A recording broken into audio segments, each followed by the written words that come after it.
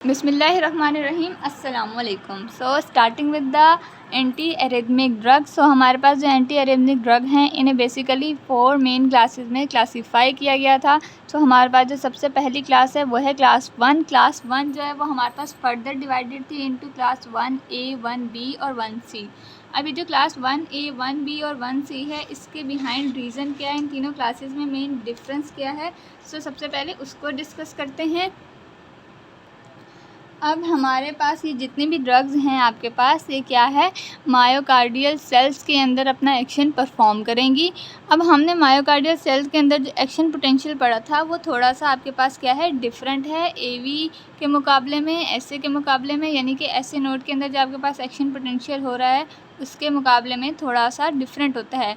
हमारे पास बेसिकली होता क्या आपके पास कि ये जो आपके पास मायोकार्डियल सेल्स हैं इनके अंदर जो एक्शन पोटेंशियल होता है वो स्टार्ट होता है कहाँ से, -90 से, और कहाँ तक जाता है फिर आपके पास -70 पे जाता है। ठीक है, स्टार्ट करते हैं। ये आपके पास क्या है, मायोकार्डियल सेल्स के अंदर एक्शन पोटेंशियल है। सबसे पहले अब जब हमारे पास क्या है कि इम्पल्स रीच नहीं की है हमारे पास क्या होता है, -90 मिलीवोल्ट होता है आपके पास। ठीक है, अब एक्शन पोटेंशियल ने रीच किया आपके पास तो क्या होगा, मेम्ब्रेन पोटेंशियल आपके पास इनसाइड जो है वो पॉजिटिव होना स्टार्ट हो जाएगी और आउटसाइड आपके पास नेगेटिव होगी। तो ये कहाँ तक जाता है आपके पास, -70 तक जाएगा। यहाँ तक तो बात हो गई।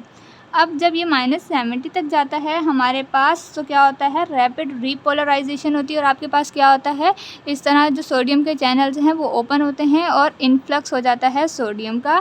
सोडियम आपके पास इनसाइड मूव कर जाता है तो हमारे पास यहाँ से लेकर +30 तक जाता है ये अराउंड। तो हमारे पास ये जो पूरा फेस होता है आपके पास -70 से लेकर और ये +30 तक जो आपके पास आ रहा है, रैपिड डीपोलराइजेशन हो रही है किसकी वजह से, सोडियम आयंस की वजह से है। इसे हम कौन सा फेज़ कहते हैं, फेज़ 0 होता है ये हमारे पास।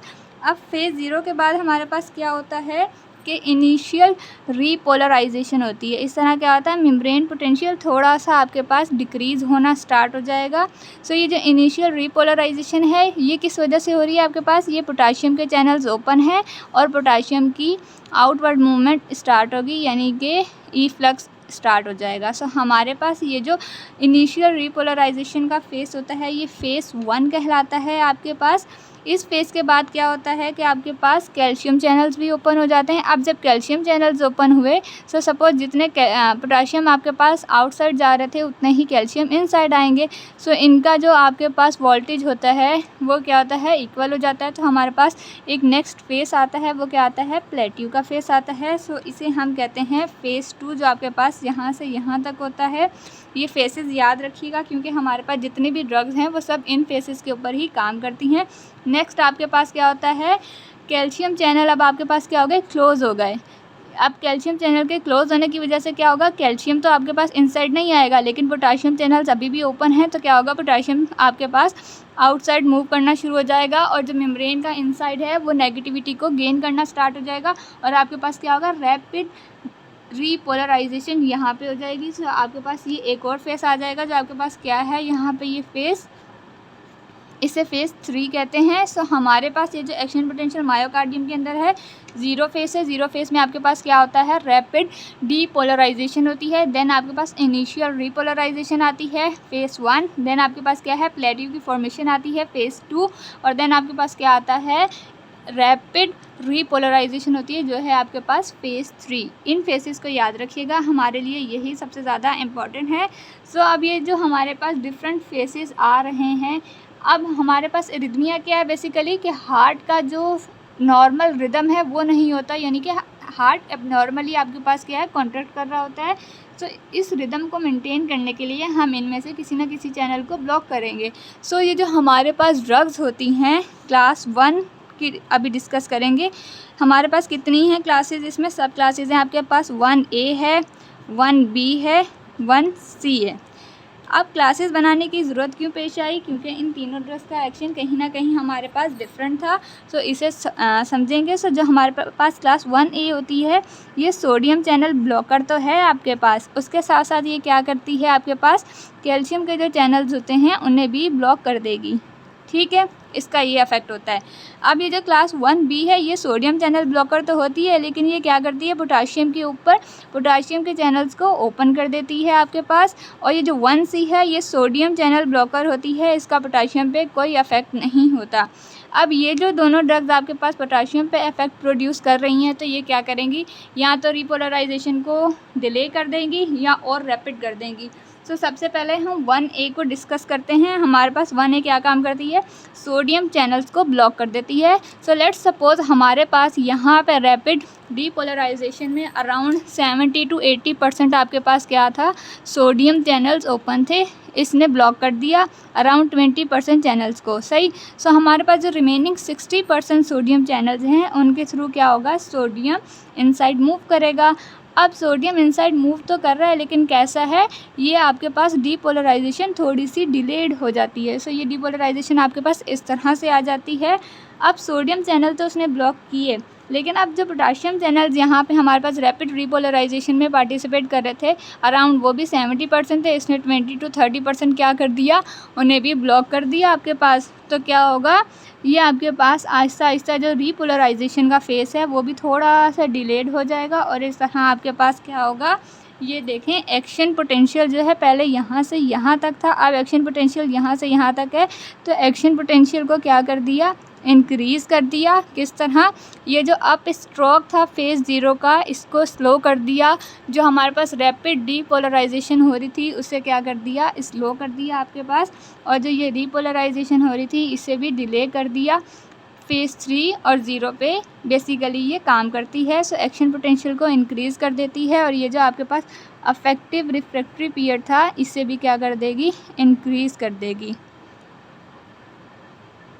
सो हमारे पास ये जो 1A की ड्रग है ये किस तरह काम कर रही है कि सोडियम चैनल को ब्लॉक कर रही है आपके पास और पोटाशियम चैनल को ब्लॉक कर रही है, डीपोलराइजेशन को भी डिले कर रही है। और यहाँ पे जो रिपोलराइजेशन आपके पास फास्ट होनी थी चैनल्स क्लोज होने की वजह से क्या होगी, थोड़ी सी डिले हो जाएगी। अब ये जो हमारे पास 1A है इसको डिस्कस करते हैं डिटेल में। अब 1A जो है हमारे पास, इसके अंदर जो ड्रग्स हैं वो है क्विनिडीन, प्रोकेनामाइड और डाइज़ोपायरामाइड है। यह हमारे पास क्विनिडीन जो है वो प्रोटोटाइप है क्लास 1A ड्रग का। तो प्रोटोटाइप आपके पास वो ड्रग होती है जो कि पूरी क्लास को रिप्रेजेंट करती है। इसका स्ट्रक्चर और मोड ऑफ एक्शन जो है बाकी ड्रग से सिमिलर होता है। सो ये जितनी भी ड्रग्स हैं आपके पास 1A के अंदर, इनका मोड ऑफ एक्शन आपके पास क्या है, सिमिलर है। अब क्योंकि हम डिस्कस कर चुके हैं कि 1 क्लास जो है हमारे पास वो क्या है, सोडियम चैनल ब्लॉकर है। सो क्या करेंगे, ये प्रिवेंट कर देते हैं inward movement of sodium ions. So जब सोडियम आयन की इनवर्ड मूवमेंट को ये ब्लॉक कर देंगे आपके पास, तो क्या हो जाएगा, आपके पास डिले हो जाएगा फेज़ 0 डीपोलराइजेशन। अब हमारे पास जो ये 1 क्लास है इसकी जो ड्रग्स हैं वो बाइंड करती हैं ओपन और इनएक्टिवेटेड सोडियम चैनल से मोर रैपिडली। सो हमारे पास ये जो सोडियम चैनल्स हैं, मैंने इनकी 3 स्टेट्स बनाई हैं आपके पास। जब एक्टिवेशन गेट यहाँ पे क्लोज होगा तो स्टेट क्या है, क्लोज है। लेकिन इस टाइम पर ये जो चैनल होता है ये कैपेबल होता है ओपन होने के, और नेक्स्ट स्टेज है आपके पास ओपन। तो ये जो 1A ड्रग है वो ओपन चैनल से बाइंड करती हैं। नेक्स्ट है इनएक्टिवेशन गेट की वजह से ये क्लोज है आपके पास, तो क्या हो जाएगा, क्लोज है लेकिन इनएक्टिवेटेड चैनल है आपके पास। सो ड्रग इन दोनों चैनल से रैपिडली बाइंड करती हैं आपके पास, और ये क्या कर देती हैं, बेसिकली हम इनको किस लिए यूज़ करते हैं, blockage in the tissue that depolarize frequently. अब ऐसे टिश्यूज़ जो बहुत ज़्यादा जल्दी डीपोलराइज हो रहे थे उनके अंदर हमारे पास 1 क्लास की 1A ड्रग्स जो हैं वो यूज़ की जाती हैं एरिथमिया को सॉल्व करने के लिए। सो हमारे पास ये जो मैकेनिज़्म ऑफ एक्शन है जो मैंने आपको इसकी डायग्राम के थ्रू बताया है, इसके कुछ पॉइंट डिस्कस कर लेते हैं कि हमारे पास ये बाइंड होती हैं ओपन और इनएक्टिवेटेड सोडियम चैनल से, प्रिवेंट कर देती हैं आपके पास, प्रिवेंट कर देंगी इन्फ्लक्स ऑफ सोडियम को, स्लो कर देती हैं रैपिड अप स्ट्रोक को। सो रैपिड अप स्ट्रोक आपके पास क्या है, यानी कि ये जो फेज़ 0 है डीपोलराइजेशन का रैपिडली हो जाना आपके पास क्या है, रैपिड अप स्ट्रोक है। सो इसको क्या कर देंगी, स्लो कर देंगी। इसके अलावा आपके पास ये क्या है, बाइंड कर जाती हैं सोडियम चैनल से भी और उन्हें भी क्या कर देंगी, ब्लॉक कर देंगी। अब उनको ब्लॉक करने की वजह से क्या हो जाएगा, आपके पास डिले हो जाएगा रीपोलराइजेशन को, और इसके थ्रू ये क्या काम करती है, कंडक्शन वेलोसिटी को स्लो कर देती हैं और इंक्रीज़ कर देती हैं अफेक्टिव रिफ्रैक्टरी पीरियड को। क्विनिडीन का जो है वो कुछ हद तक अफेक्ट होता है अल्फ़ा एड्रिनर्जिक ब्लॉकिंग, और इसके अलावा इसका जो इफेक्ट है वो है एंटी कोलिनर्जिक एक्शन भी होता है। और जो हमारे पास इस क्लास में 2 ड्रग हैं, प्रोकेनामाइड और डाइज़ोपायरामाइड है। सो प्रोकेनामाइड का भी एंटी कोलिनर्जिक इफेक्ट होता है, लेकिन डाइज़ोपायरामाइड से कम होता है। इन दोनों ड्रग का जो है अल्फ़ा एड्रिनर्जिक इफेक्ट नहीं होता आपके पास। थेराप्यूटिक यूज़ क्या है अब हमारे पास, इन्हें यूज़ किया जाता है वाइड वेराइटी ऑफ एरिथमियाज़ में। सो एरिथमियाज़ में हमारे पास कौन कौन से हैं, एवी जंक्शन है आपके पास, एट्रियल है, वेंट्रिकुलर टैकीकार्डिया है। प्रोकेनामाइड हमारे पास आईवी अवेलेबल होता है। डाइज़ोपायरामाइड जो है आपके पास ये यूज़ होता है as an alternative treatment of ventricular tachyarrhythmia और एरिथमिया। सो ऐसे पेशेंट जो कि हमारे पास प्रोकेनामाइड और क्विनिडीन को रिस्पॉन्स नहीं करते, तो उसमें हम डाइज़ोपायरामाइड को यूज़ करते हैं। देन फार्माकोकाइनेटिक है आपके पास, क्विनिडीन सल्फेट और ग्लूकोनेट आपके पास क्या है, वेल एब्जॉर्ब होता है, सो ऑरली दिया जाएगा। आपके पास मेटाबॉलिज्म होता है इसका बाय साइटोक्रोम P450-3,4A के थ्रू। ये जो प्रोकेनामाइड है इसको एसिटाइलेट किया जाता है, सो हमारे पास ये कन्वर्ट हो जाता है एन एसिटाइल प्रोकेनामाइड में। इसकी जो प्रॉपर्टीज़ और एडवर्स इफेक्ट हैं प्रोकेनामाइड के वो सिमिलर होते हैं क्लास 3 की तरह। और हमारे पास ये जो एन एसिटाइलेट प्रोकेनामाइड है आपके पास ये एलिमिनेट होती है किडनी के थ्रू। डाइज़ोपायरामाइड के बारे में क्या है कि ये भी हमारे पास वेल एब्जॉर्ब है और मेटाबोलाइज होती है बाय साइटोक्रोम 3,4A के थ्रू। और जो हमारे पास डाइज़ोपायरामाइड है इसकी हाफ अनचेंज ड्रग जो होती है वो एक्सक्रीट हो जाती है बाय किडनी। एडवर्स इफेक्ट देख लेते हैं हमारे पास क्लास 1A के क्या हैं।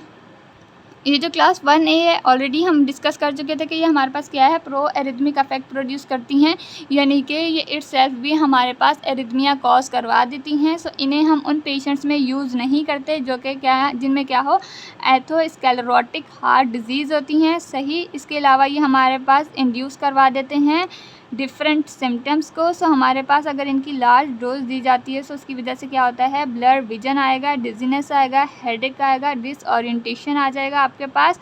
आईवी में जो हमारे पास अवेलेबल है प्रोकेनामाइड, ये कॉज करवा देगी हाइपोटेंशन, यानी कि आपका ब्लड प्रेशर बहुत लो हो जाता है ड्यूरिंग दिस। सो डाइज़ोपायरामाइड आपके पास क्या है, इसका एंटी कोलिनर्जिक इफेक्ट होते हैं। सो क्या होता है, ड्राई माउथ होगा, यूरिनरी रिटेंशन होगी, ब्लर विजन होगा और कॉन्स्टिपेशन हो सकती है जब हम क्लास 1A की ड्रग डाइज़ोपायरामाइड को यूज़ करेंगे।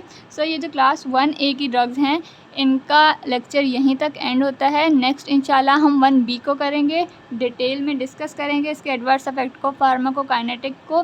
मोड ऑफ एक्शन 1B का ऑलमोस्ट सिमिलर है 1A से, सिर्फ एक डिफरेंस है वो ये कि ये हमारे पास क्या करती हैं, पोटाशियम के जो चैनल्स हैं उनको ओपन कर देंगी और इस तरह एक्शन पोटेंशियल को डिक्रीज़ कर देंगी। सी यू सून, अल्लाह हाफ़िज़।